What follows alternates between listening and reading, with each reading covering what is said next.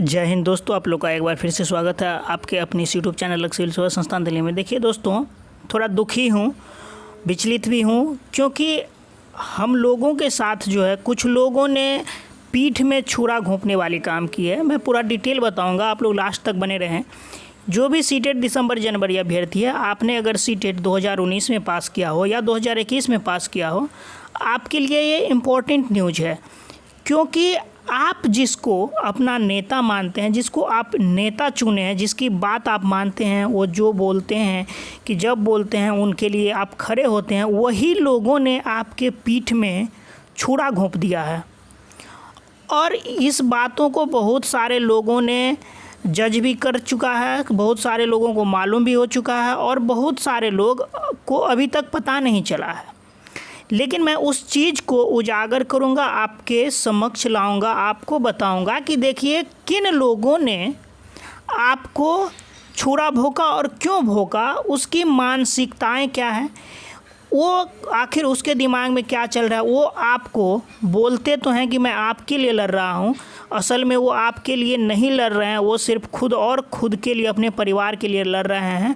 और हम लोगों में जो भी सीटेट दिसंबर अभ्यर्थी हैं, उसमें फूट डालो राज करो की नीति अंग्रेज वाली अपना ली है। इससे पहले भी मुझे उस पर शक था, लेकिन आज वो शक 100% मुझे अब विश्वास भी हो गया, वो शक दूर हो गई है। अब विश्वास हो चुका है कि वो लोग निश्चित रूप से आपके साथ गलत ही करेंगे। देखिए, इसमें जो आप मतलब जो दो चीज़ें आप देख रहे होंगे, और एक चीज़ देखिए, आप लोग इस उधेड़-बुन में बने हुए थे। कल मैं भी जानकारी दिया था और ग्रुप में भी ये बातें चल रही थी कि क्योंकि देखिए, शिक्षा मंत्री का जो बयान था कि एकदम ओपन उनका बयान था कि मुझे चरण नहीं बढ़ाने हैं, मुझे लोगों को, योग्य अभ्यर्थियों को नौकरी देना है।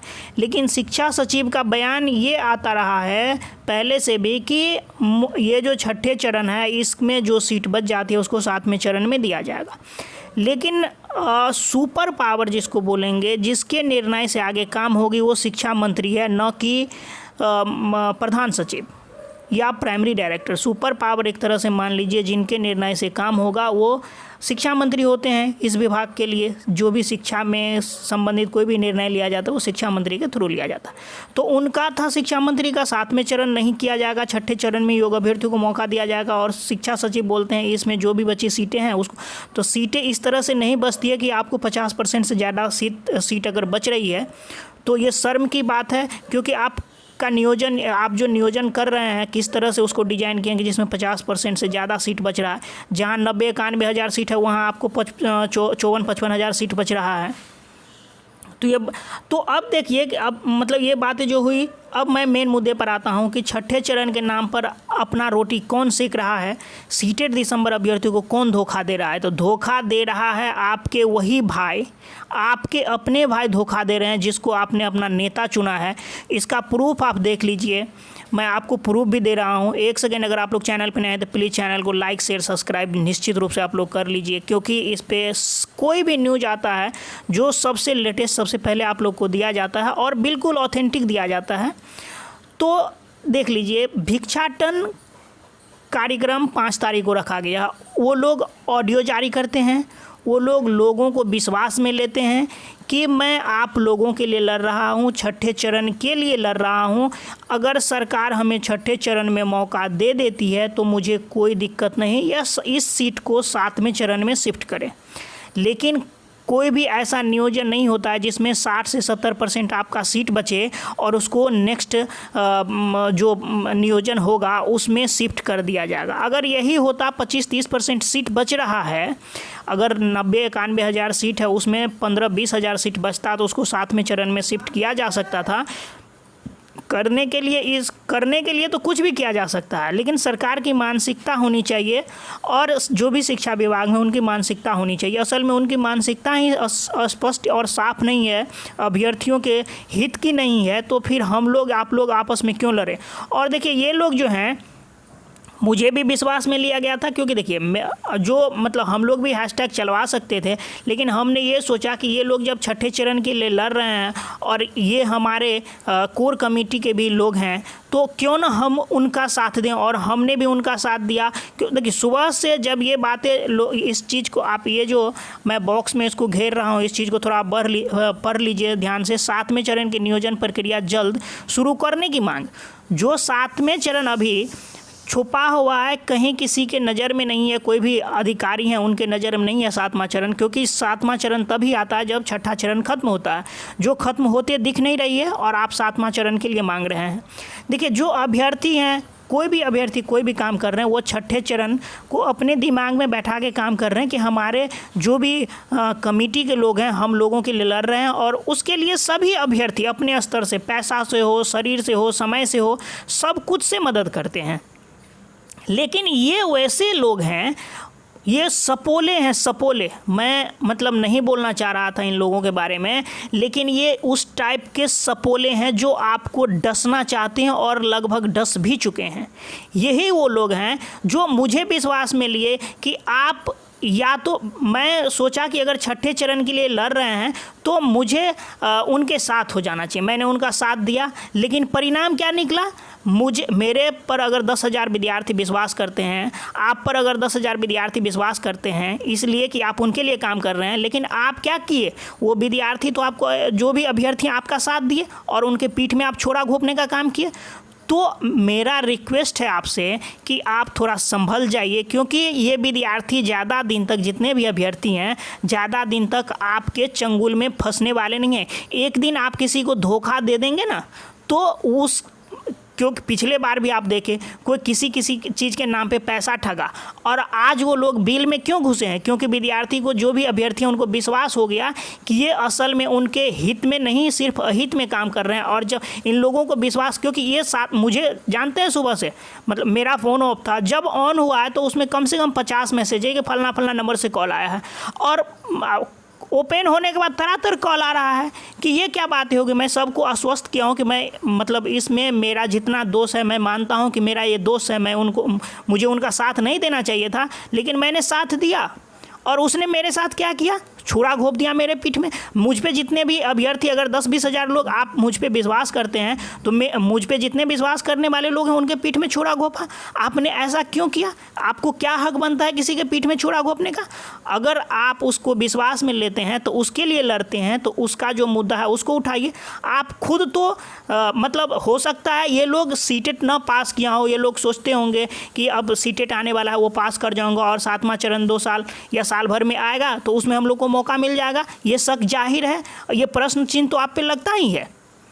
तो अभ्यर्थी, आपको भी अब जागने की ज़रूरत है। अब मैं जागरूक करूंगा निश्चित रूप से आप लोगों को, क्योंकि ये समझिए कि ये सिर्फ और सिर्फ सपोले हैं, आपके पीठ में छुरा घोंपने का काम कर सकते हैं, आपके लिए कोई अच्छा काम नहीं कर सकते हैं, जो आपके लिए छठे चरण के लिए लड़ रहे हैं। क्योंकि देखिए लेटेस्ट जो संजय सर का बयान है, शिक्षा मंत्री और संजय सर या प्राइमरी डायरेक्टर के बयान में, जो भी शिक्षा मतलब से जुड़े हुए बड़े बड़े अधिकारी लोग हैं या मंत्री हैं, उनके बयानों में एक रूपता नहीं देखी गई है, इसीलिए कुछ शंकाएं हो जाती है। शिक्षा मंत्री कभी बोलते हैं मौका देंगे, कभी बोलते हैं मौका नहीं देंगे। जो संजय सर हैं शिक्षा सचिव, उनका लेकिन बार बार मौका मतलब बयान आता रहा है कि इस सीट को 7वें चरण में शिफ्ट किया जाएगा। और जो प्राइमरी डायरेक्टर हैं, वो तो पता नहीं कैसे सोए रहते हैं, उनके बारे में तो कुछ पता ही नहीं चलता, वो कभी, उनका भी बयान का कोई ठीक नहीं होता है। लेकिन ये अवश्य है कि अगर मौका मिलेगा आप लोगों को, चाहे वो शिक्षा मंत्री का बयान आपके पक्ष में हो या न हो, तो निश्चित रूप से छठे चरण में आपको मौका मिलेगा ही। और अगर 7वें चरण में मौका नहीं भी मिलेगा ना, तो दोस्त आप लिख के रख सकते हैं कि 2025 और 24 में जो इलेक्शन है, उस इलेक्शन से पहले 7वें चरण आपको निश्चित रूप से दिया जाएगा। ये आप कान खोल करके सुन लीजिए। अगर आपके पास उतना समय है, आप उतना धैर्य रख सकते हैं, पैसेंस है, तो आप आराम से सो सकते हैं 2 साल, और आपको 7वां चरण निश्चित रूप से मिलेगा। लेकिन ये जो आपके जो खुद को नेता कहते हैं, उनका नाम तो पेपर में आ गया, वाह बहुत बड़ी उपलब्धि हो गई। रे बेवकूफ़, पेपर में नाम आने से लोग बड़ा हो जाता, तो बहुत लोगों का नाम पेपर में आता है।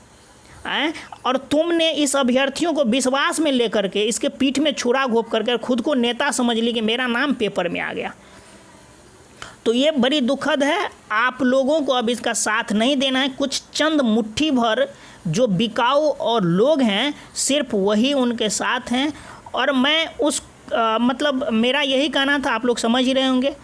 देखिए, एक रिक्वेस्ट और है कि आप लोग अगर चैनल पर नए हैं तो चैनल को सब्सक्राइब करेंगे, और ये आपका टेलीग्राम का लिंक है। आप लक्ष्य सिविल सेवा संस्थान जब सर्च करेंगे तो आपको इस तरह का लोगो दिखेगा, आप इससे ज्वाइन कर सकते हैं। वहाँ हर एक न्यूज़ सबसे पहले बताया जाता है। अब देखिए, जो ट्विटर आंदोलन था, देखिए कितने शर्म की बात है। उछल तो ऐसे रहे जैसे लग रहा है कि इन्होंने अर्जुन जो मछली के आँख में तीर भेदा था, उसको लग रहा है कि मैंने ही भेदा है। वो खुद को अर्जुन समझ रहे हैं। ये डाटा देख लीजिए, ये सीटेड दिसंबर ये ट्विटर अभियान चलाया गया था। इसमें ये डाटा आप देखिए कि 24,000 लोगों ने ट्वीट किया है, और ये 1 से 2 मिनट के लिए, ये कुछ समय के लिए 1 नंबर पर ट्रेंड किया। 24,000 लोगों ने ट्वीट किया है। देखिए, मैं 2-3 बार 4 बार से ट्विटर अभियान करता आ रहा हूं। इस बार मैंने नहीं किया क्योंकि मुझे ये लोग विश्वास में लिए थे। इसके लिए मुझे इस पे विश्वास नहीं करना चाहिए था। आप लोगों से मैं माफ़ी मांगता हूं।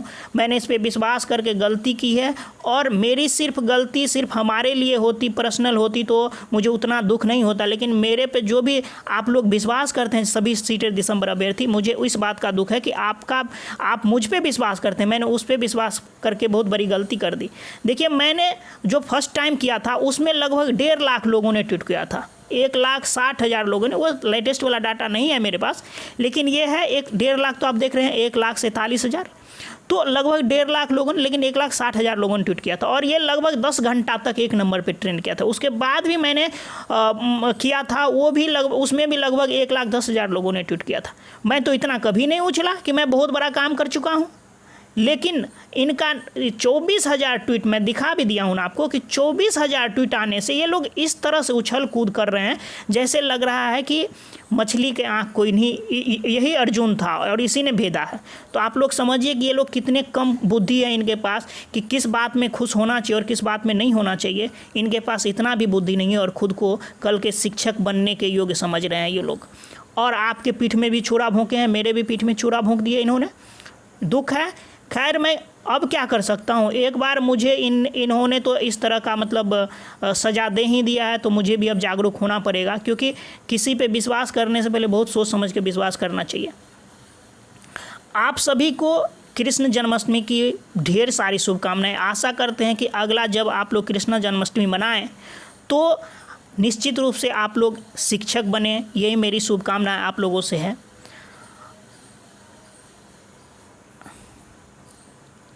इस वीडियो में इतना ही रखेंगे दोस्त। आपका दिन शुभ हो। Thanks for watching.